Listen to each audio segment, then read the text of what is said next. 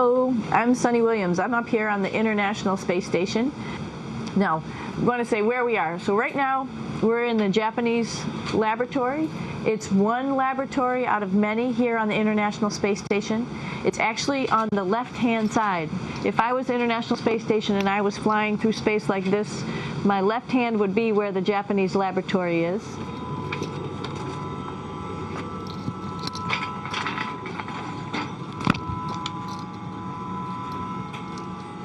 So now again, we're on the right-hand side, all the way on the right of the International Space Station. This is Columbus, the European module. It has science experiments all over. You could see it looks a little bit crowded. And here we do a lot of our medical experiments. So this is Node 2. This is a really cool module. Of course, most of these modules you'll see they have 4 sides and they're put together. That way we could sort of work on a flat plane, either a wall, a floor, another wall, or the ceiling. But you know, again, all you have to do is turn yourself and your reference changes. The reason I'm bringing that up is because this is where 4 out of 6 of us sleep. And so people always ask about sleeping in space. Do you lie down? Are you in a bed? Not really, because it doesn't matter. You don't really have the sensation of lying down. You just sit in your sleeping bag. So here's one sleep station right here. I'm going in right now. You can follow me if you want. So I'm inside.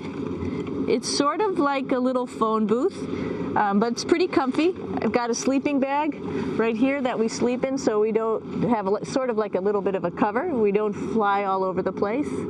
But you know, you can sleep in any orientation. I have it sleeping, feeling like I'm standing up right now, but like you saw, I'm on the floor. But it doesn't matter if I turn over and I sleep upside down. I don't have any sensation in my head that tells me that I'm upside down, so it really doesn't matter. The sleep station is also like a little office. We've got a computer in here. As you can see, we've got a couple little toys. I've got some books. I've got some clothes and other things that make it sort of like home. I'm coming out. And just for reference, that's one sleep station. This one's another. Right here.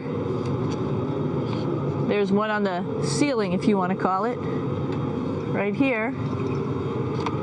And then there's a 4th on the other wall over here. So all of us sleep in a little bit of a circle. All right, come on back. There's more to show you.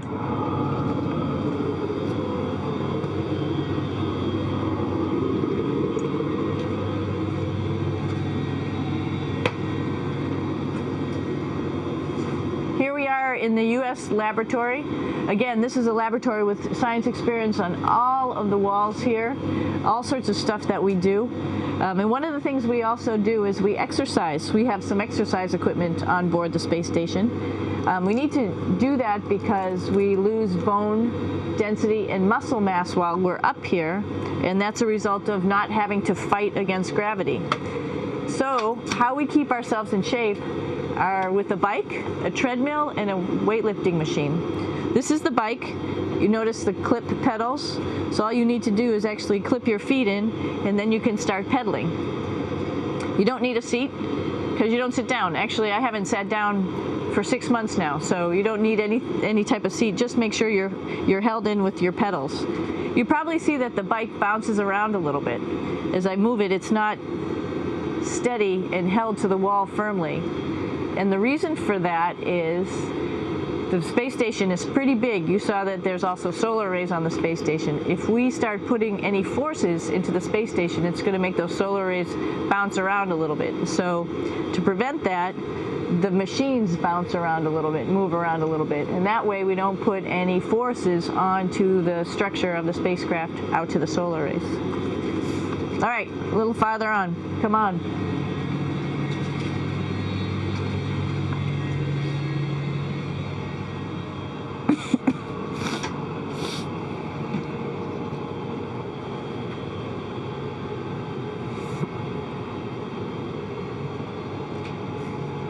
Here's a pretty cool place. This is sort of like in your house where everybody meets in the morning. After you wash your face, brush your teeth, you want to find something for breakfast. And this is our kitchen. You might notice there's all sorts of foods here. It's like opening the refrigerator. You got all your different stuff that you want to have: drinks, meats, eggs, vegetables, cereals, bread, snacks, and that's a good place. That's where you find all the candy. Side dishes, and then some little power bars just in case. So we have all this type of food. Some of it is dehydrated, and so we have to hydrate it, fill it up with water. Some of it is already made, and then all we have to do is heat it up. So something like this, I'm pulling out barbecued beef brisket. Pretty yummy. Not only is this food made in the US, but we also have food here from Japan. We've got Russian food. As you can see, all these red containers are filled with food that's from Russia. And then we get some of our specialty stuff, some things that we like, some of our favorite stuff that your family can send up. In fact, I like fluffernutters, and so I got sent up some fluff so I could make my fluffernutter with peanut butter. So you have a lot of food up here, no problems.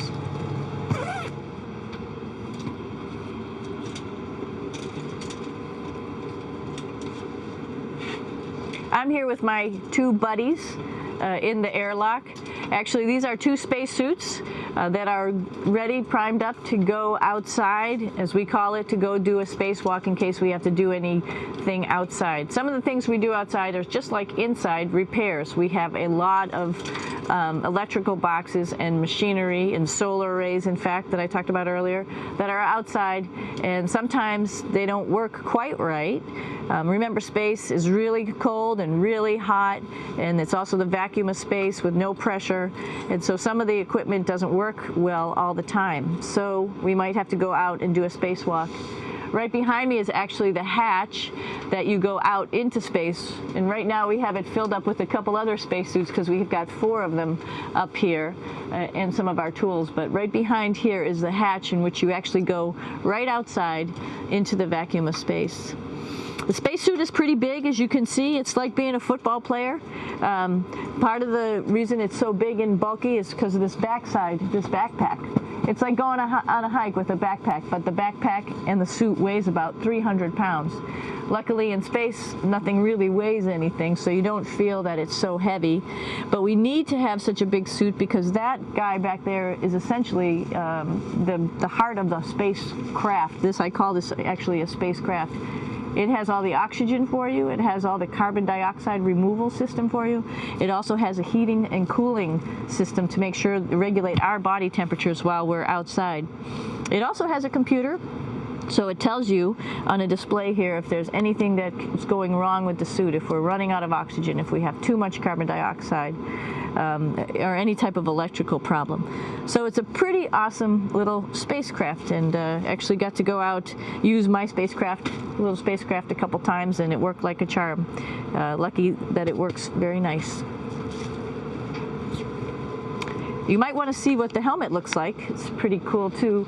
We don't usually go out like this, so you usually can see when the helmet's open. So you can see what it looks like inside. Somebody's little head would be inside of here. So you can see, you can turn your head all the way around while you're inside of there, but the helmet stays still. So that's determines your how far you could see. And it's usually pretty sunny out there, so we have to wear our sunglasses, and this is our sunglasses right here, which make you look pretty cool.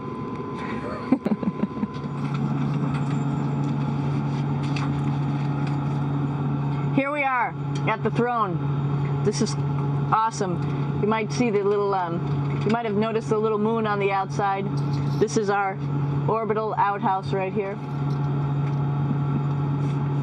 And of course, it serves for 2 functions. Number 2, right here. I'll show you. But you see it's pretty small, so you have to have pretty good aim, and you'll be ready to make sure things get let go the right direction. And it smells a little bit, so I'm closing it up. And that's, of course, for number 2. And this guy right here is for number 1. So they're sort of two slightly separate functions, but you can do a little, essentially both, by hanging on right here and doing number 1 and number 2. I might add it's color coded so you really don't get it mixed up, which is nice. This is yellows for number 1. And also there's a selection of paper. People always ask about toilet paper. What do you do with toilet paper? What kind of toilet paper do you have? We have gloves just because sometimes it does get messy. We have some Russian wipes, which are a little bit coarse if you like the coarse type of toilet paper. We have some nice tissues, which are nice and soft if you like soft toilet paper. We have Huggies, just for any cleanup. You know, we were all babies once, and this sort of helps. And then if things get really out of control, we have disinfectant wipes, just to make sure we clean up here. Because, you know, just like the water I showed you, the number 1 stuff can sort of go all over the place if you don't aim correctly. And did I mention both of these have a little bit of suction, so they should keep things going in the right direction. But like I said, sometimes things get a little out of control if you are out of control yourself flying around. So we have lots of protective stuff. And of course, you do have your privacy. There's a little door, so other people know that you're in there. Now I'm going to take you to one of the coolest places on the space station.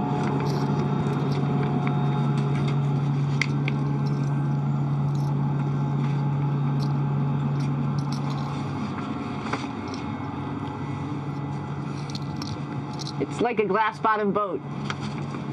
This is the cupola. It sticks down below the space station. It's one of those places you find yourself hanging out in all the time because all you want to do is look back at our planet. I think some questions I had were about what do you do in your free time? And you can't help but want to just come to the cupola and look outside as much as you can. And a lot of folks, I play this game with myself about where we're flying over the Earth. I try to come in here and just guess. After being here for a little while, you can sort of figure it out. You can tell different cloud types over different continents. You can tell different soil types over different continents. So let's see. And then, of course, there's a lot of ocean. So usually we're over the ocean at first glance. I will tell you in just a moment where we are.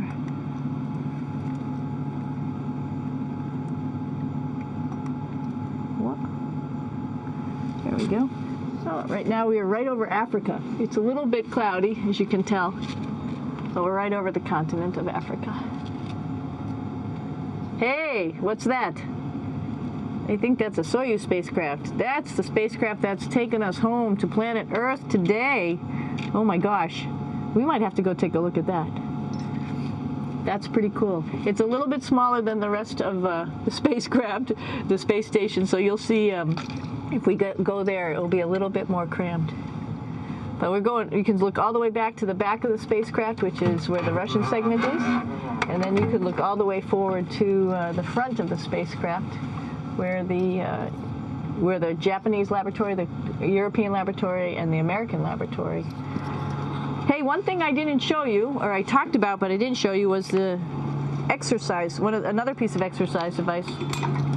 This is what we call the ARED. And with this, you can lift weights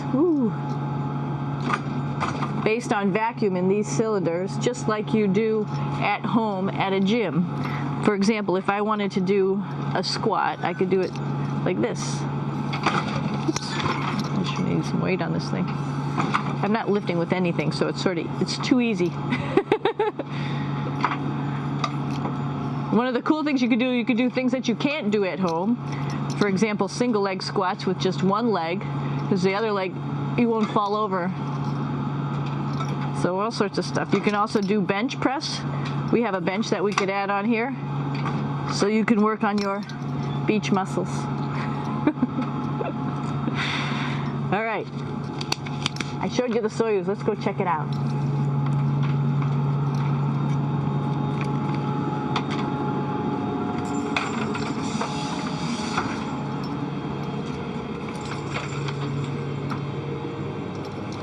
Hey, Aki, what are you doing down there? Crashing things. This is one of the cool things about space, too. It sort of looks like there's a big old hole here, but you don't even think twice about it. You could just jump over the hole, or if you want, you can go jump into the hole. I'm coming down. Woo!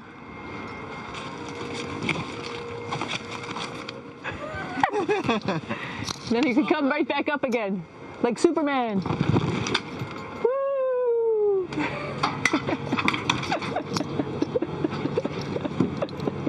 We're lucky we have a really cool big space station that you can fly around in. That's actually called the PMM. You might have saw it out the window. It's a big silver canister. What's really great about that is it's essentially our closet in our pantry, or whatever you want to call it. We have extra food down there. We have extra clothes. We actually throw the trash out down there. So it's nice and organized, and we have all of our stuff that we need while we're working in all these other modules all stowed in this location down here. And it's a lot of fun to play in. Now that's a lot bigger than the Soyuz. Oh, one thing we need to show you is our patches here. While we've been up here, we've been Expedition 32 first, and then just recently we're leaving. We were Expedition 33, and there's all the crew members who are up here with us right now. Myself, Yuri Malenchenko, Aki Hoshidi, if you can read Japanese, Yevgeny Turelkin, if you can read Russian, Oleg Novinsky, and Kevin Ford, who just took over as the commander of the space station and will be the commander for the next couple months. And he, by the way, is behind the camera right now. So you can say, hi, Kevin. So we're going into the Russian segment. Be ready. You don't need a passport either.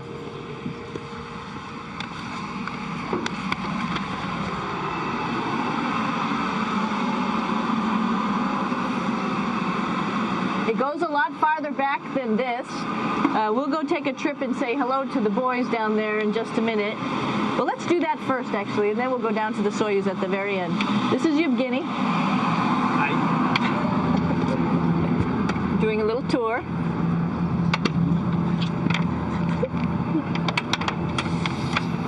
This is the FGB, and what's cool about this module, it is actually the very first piece of the space station that came up in 1998. The space station has been around for about now manned for 12 years, but it's been up in space for about 14 years. And this was the very first. It is like the Russians' PMM. It has a lot of storage, as you can see.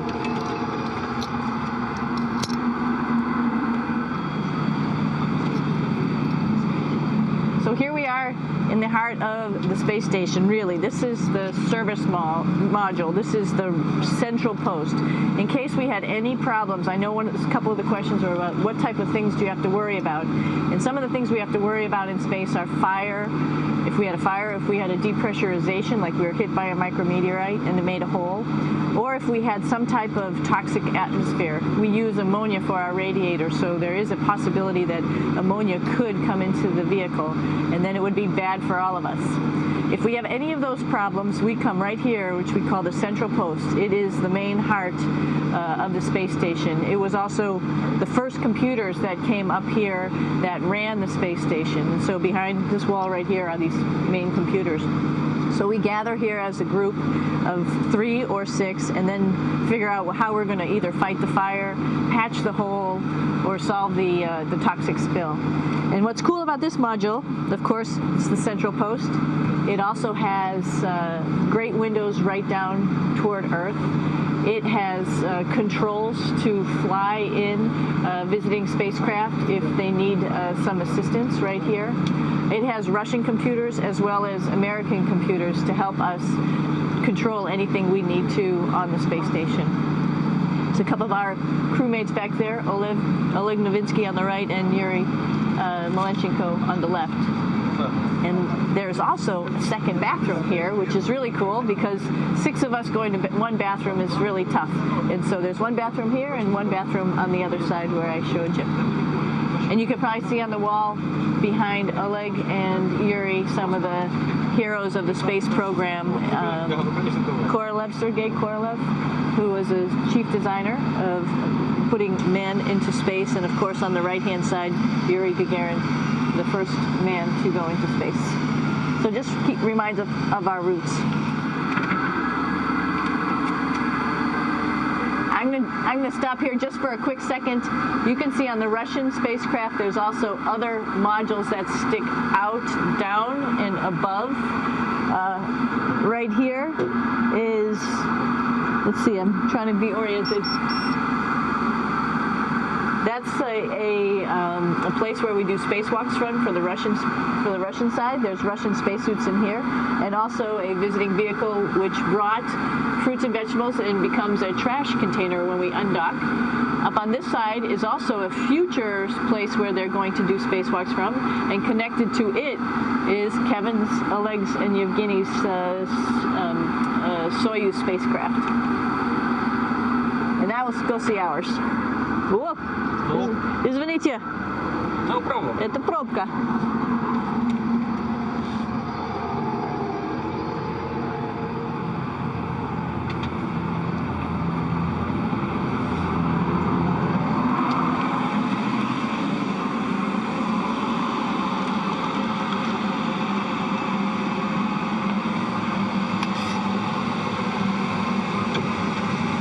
Coming down.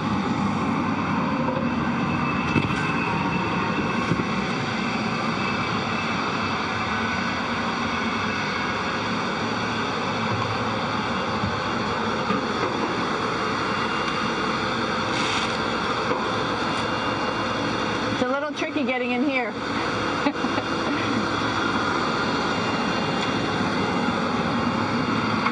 This is the docking probe right here, this big thing. This helps us connect to the spacecraft. This probe actually sticks into this cone, and that's how the spacecraft, our Soyuz, becomes connected to the ISS initially.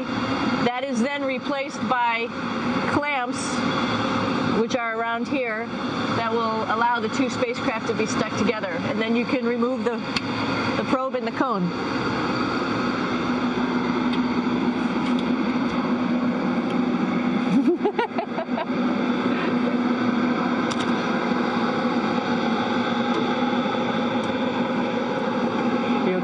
All right, so here we are in the Soyuz. This is what we call the BEO, the living compartment, Bitovoy Otsek in Russian.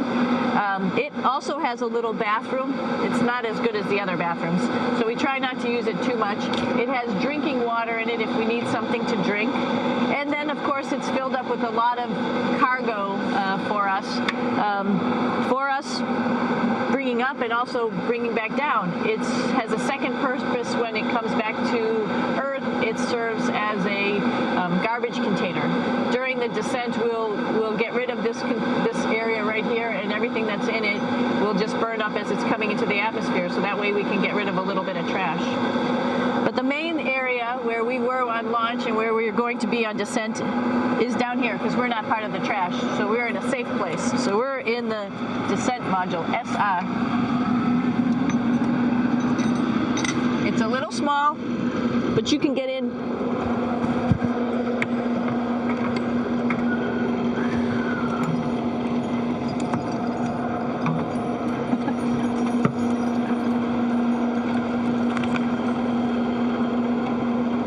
Not sure how well you could see in here.